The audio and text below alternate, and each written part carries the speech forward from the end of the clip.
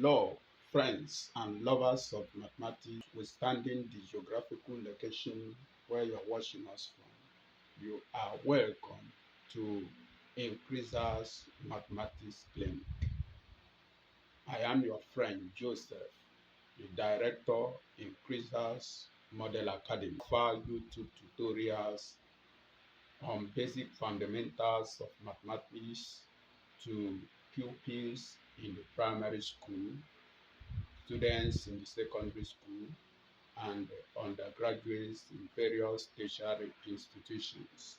Do subscribe to our YouTube channel at Increasers_Academy for more of our YouTube videos and lessons. Put on your thinking cap as we navigate through some salient mathematical concepts. Today, we'll be talking about integration. What then is integration? Integration is the reverse or opposite of differentiation.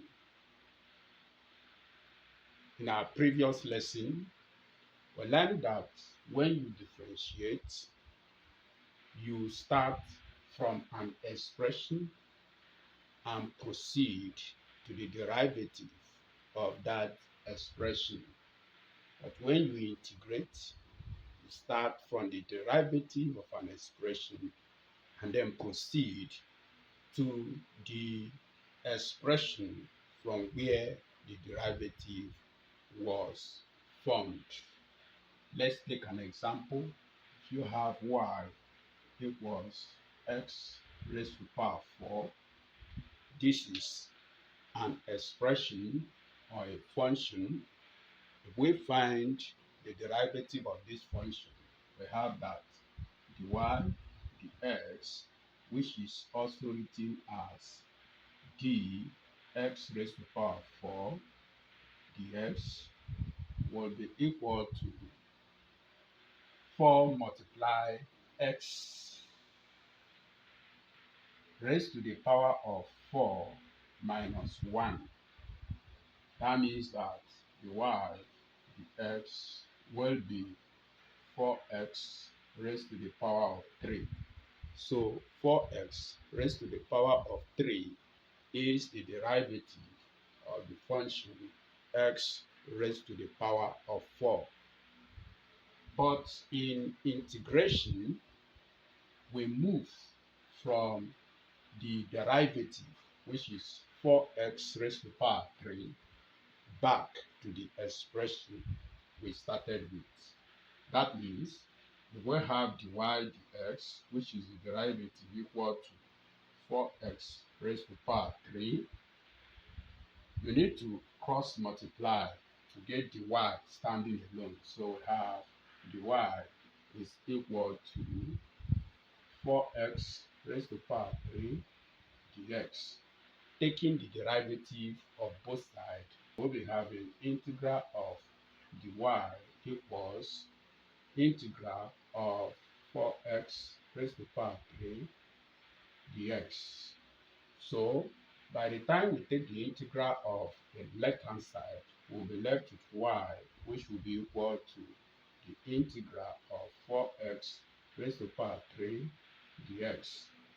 Then if we take the integral of the right hand side, we have that y is equal to 4 times x raised to the power 3 plus 1 divided by 3 plus 1 plus c.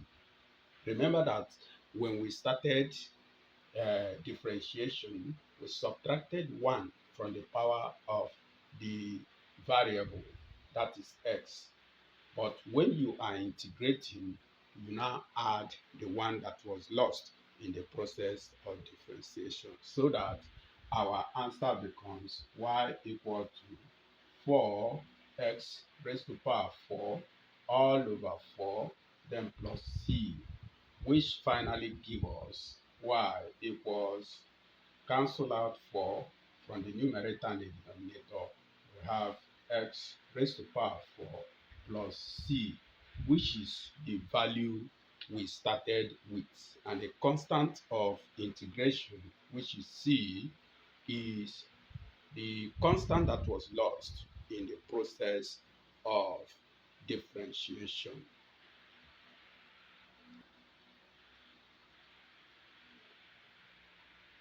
Generally,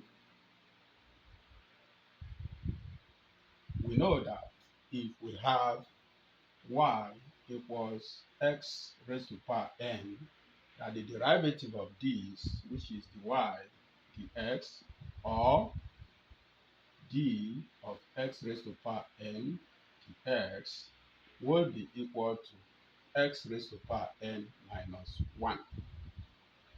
But then, if you have that y is equal to the integral of x raised to power n, for you to integrate this, it will now become y equals x raised to power n plus 1 divided by n plus 1. Then plus a c, which is the constant of integration. This is how to integrate this expression using.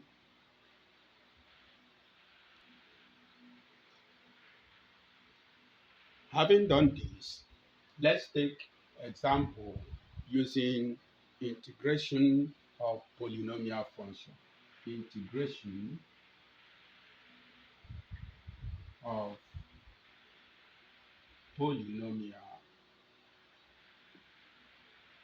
function. Let's take an example. Integrate 4x raised to power 3 plus 3x raised to power 2 minus 2x plus 5 dx.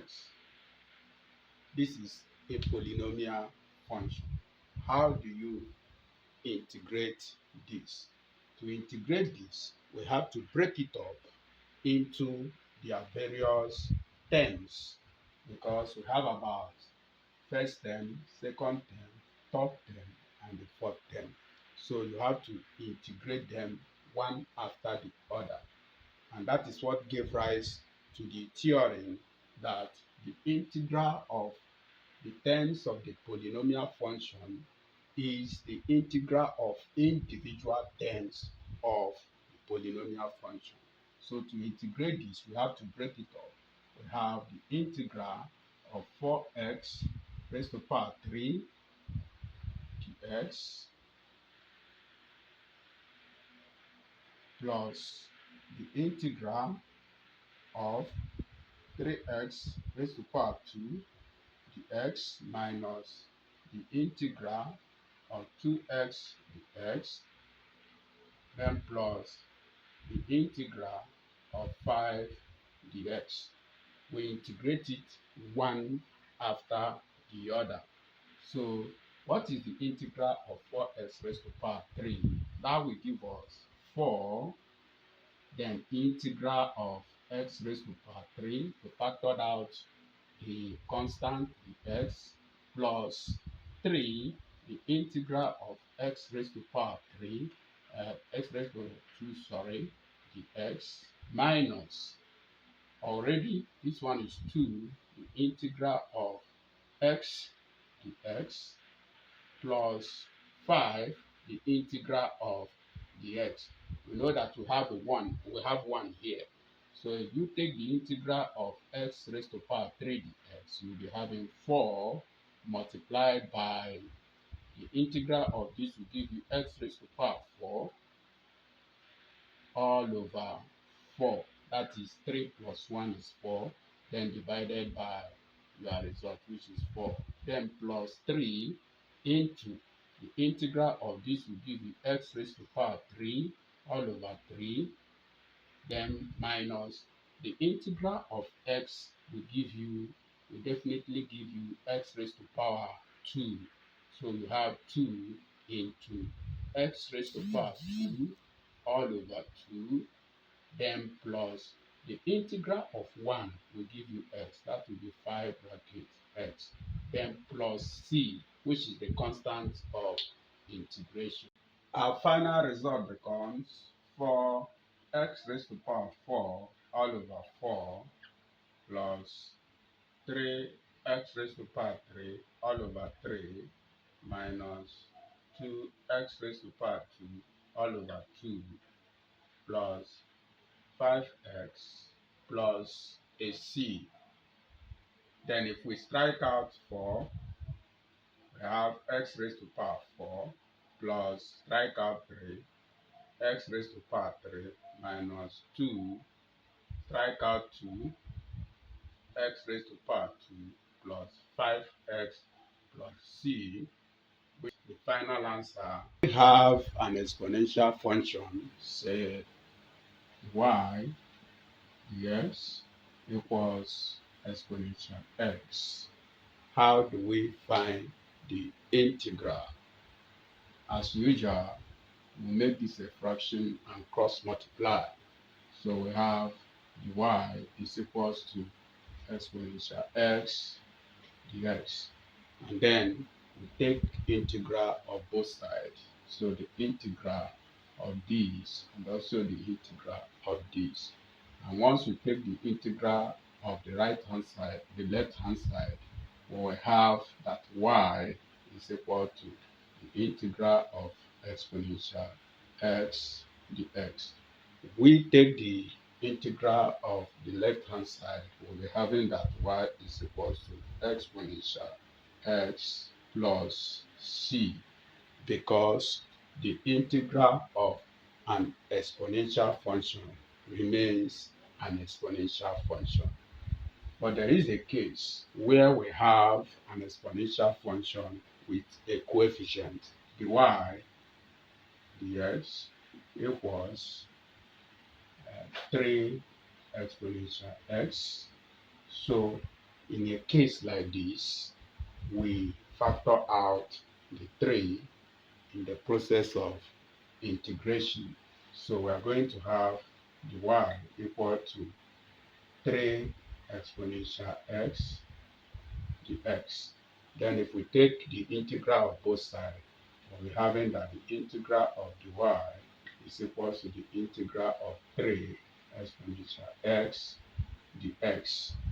Then when we take the integral of the left hand side, we will have y equals the integral of the other side, which is 3 exponential x dx. Now we factor out 3, which is the coefficient of exponential x, and we're having that y is equal to 3 integral of exponential x dx.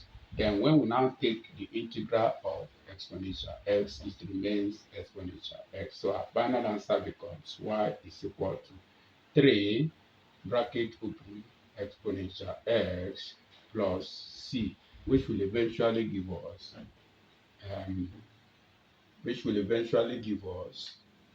3 exponential x plus c. That's our final